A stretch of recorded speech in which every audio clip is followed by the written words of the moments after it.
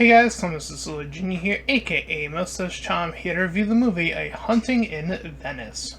If you end up enjoying this full movie review, then please feel free to like, comment, and subscribe. Also make sure to check out those links in the description. One will head you over to my petition to help out smaller YouTubers. Second it there to my Patreon and PayPal, where you can help support me and my channel directly. And fourth, to my Discord server, you can join, collab, and chill, and do all that cool stuff for free. And till the end of the review, I shall be doing all of that stuff, and chilling will be then reminded at the end of said review.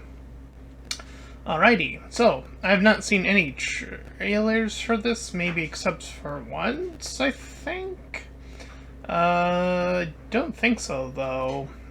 So this is sort of out of the blue one for me, at least, in terms of, trying to figure out sort of,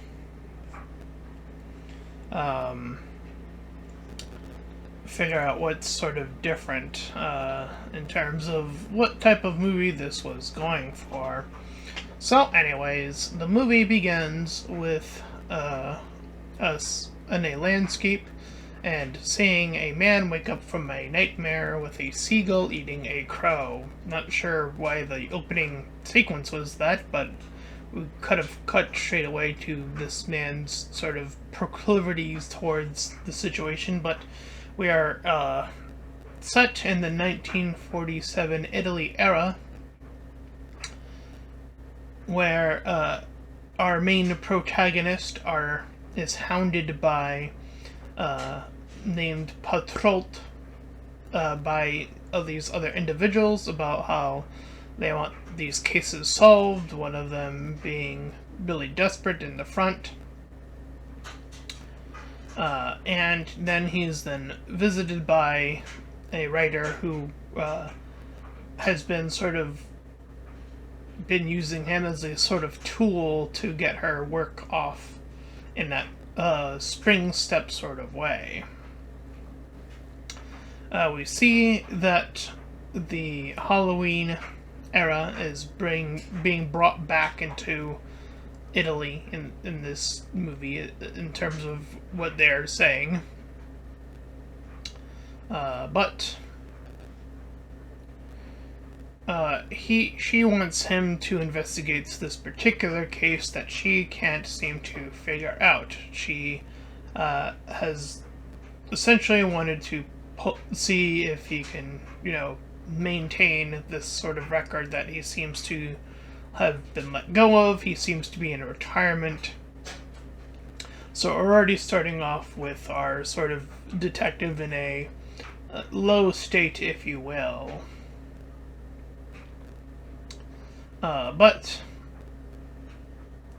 she convinces him to go through this mantra of saying that she couldn't figure out the con.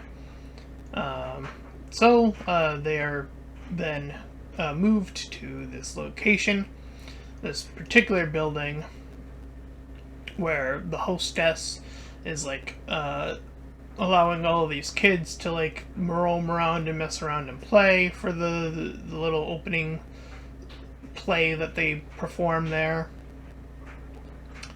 And we have our opening seance, or what they're setting up to be a seance. As they're moving about the venue, a chandelier falls, and as that happens, he persists that there are no ghosts in this sequence, as there seems to be a heavier lean towards a ghostly presence in this, as the movie title suggests, a haunting more so than a actual murder mystery case, which this movie seems to play a lot up more into that, especially towards the latter half, and throughout most of the mid-sequence and the beginning, and sort of portions of this movie seems to almost minorly hint at a more otherworldly answer to this ending, as it were.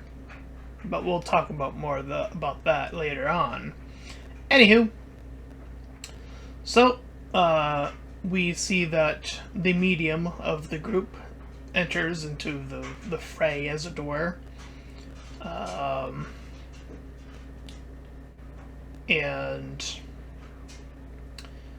we see as they begin to, as the kids all leave, and it's just the adults and one boy of one of the sons, the only boy remaining is like the boy of a father who's like there for reasons I he's like suspicious, or rather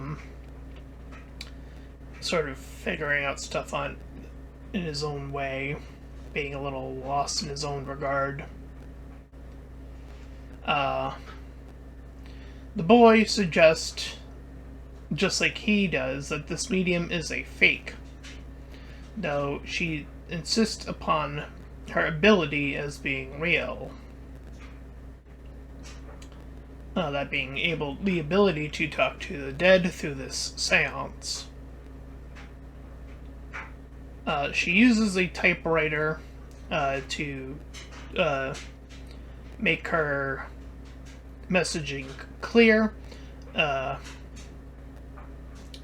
but due to Pei Chol's keen eye, he spots the fraud in these two individuals, one being a young lady and another being this young man who has used this device to set the key to press even from at a distance, which I'm not even gonna lie, that seems like pretty decent tech for something in 1947, so colored me impressed if that's something that they could even have done back then, I guess.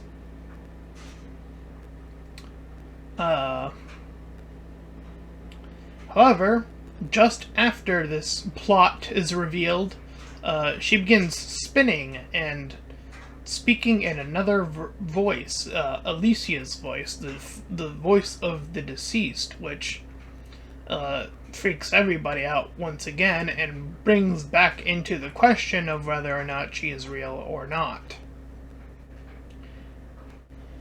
So, as he's going about his business after the fact, and she told him to sort of lighten up a bit, as it were, he gets attacked from behind. However, shortly after his attack and subsequent of getting out of that, the medium herself dies. She's killed. So, now that our first murder, besides the initiated one, has taken place, it is now up to him to figure out who done it, as suspected. And he proceeds to lock them all in, saying how it's a rainy day, the police won't be there for a while, so he is there to now persist in doing his job as it pertains to.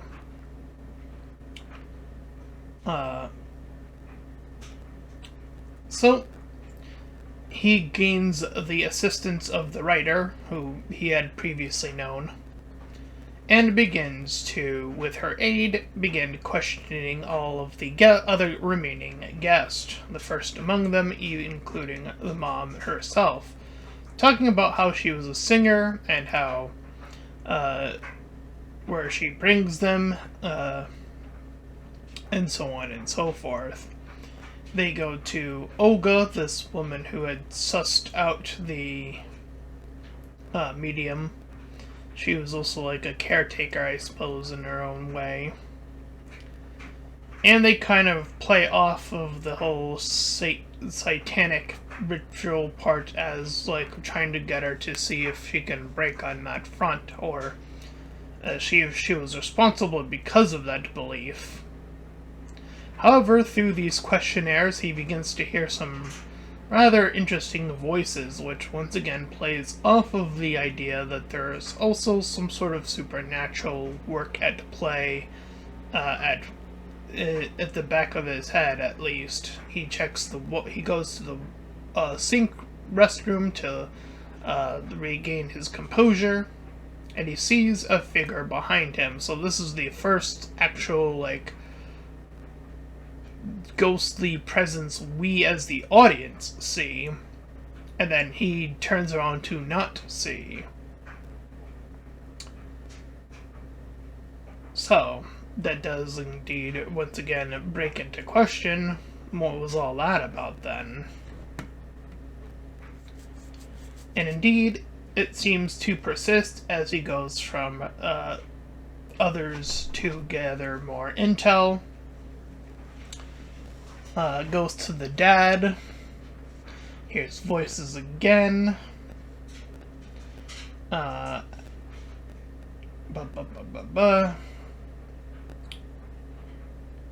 So we see that they separate the two assistants of the medium, who talk about what they want and why they could be suspect, and they play off of like, oh, they told you were up to it, and they kind of go back and forth with that whole bit, just to see if they can loosen them lips, as it were.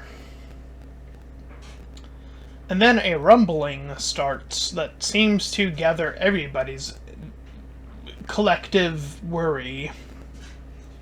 And I'm not sure what caused this to start happening, but the father and this other man who's like in the household, like this rich ex-husband, I think he was in this story, began to fight over something or other. I'm not sure what incited the fight. It was a little bit unclear, if I'm being honest. And begins to, we see them try to break that up, obviously. And then,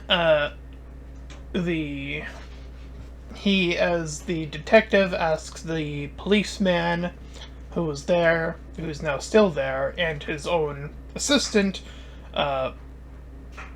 if their intentions were really true, and they sort of crumble under the illusion of, well, she sort of is still, using as a tool, essentially, and so on and so forth, and a little bit more of that comes out here as well. However, we now see that the doctor, the father, aka, is now killed. So we have our second, or now in this case third murder. And we see a teacup break. And we see that the other guy wants to immediately leave, but he refocuses on solving the case here and now. And he places the blame, after all of the interviews, on the mom,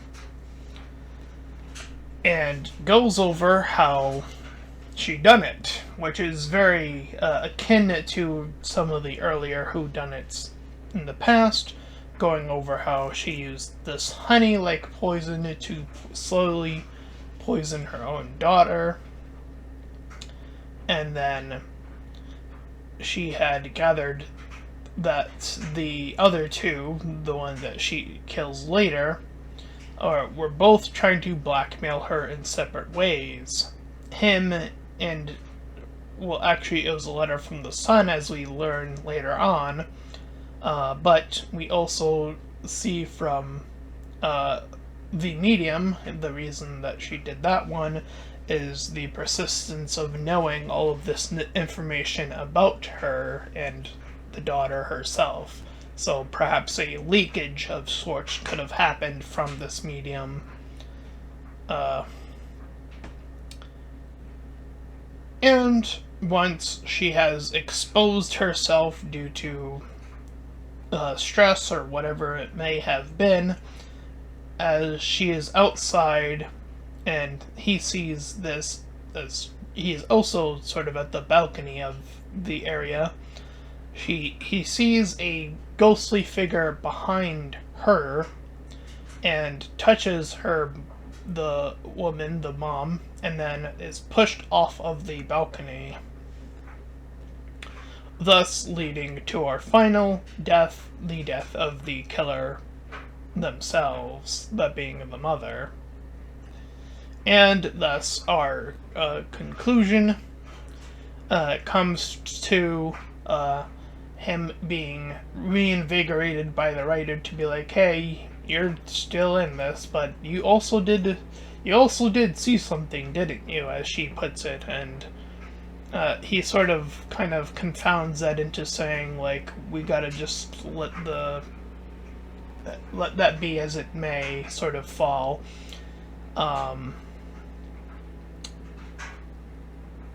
And this is also where we learn about how the son was the one who sent the letter of the blackmailer information to the mother, as well as we see what happens to him now being without a father. He's taken in by one of the others who are in the household. I believe Olga takes them in. And I say them, plural, as well as the other two, the ones that the medium had under her, the two of them as well, to get them to wherever they wanted to go, which I believe they said they wanted to go to Minnesota or something like that. So yeah, proper taking him in and getting them to where they wanted to go. So very kind in that regard. And, you see the police there as well, because they have finally arrived. So we see him return to his venue spot where there's still that guy waiting, the one that was pestering him at the beginning of the movie, but then he actually begins to engage in that case as well, sort of resolving it as if he had been hearing it, but just sort of, not bearing too much the intention to it. So that was about that in terms of the basic plot. I would have liked to have seen a little bit more in regards to the... how can I put this?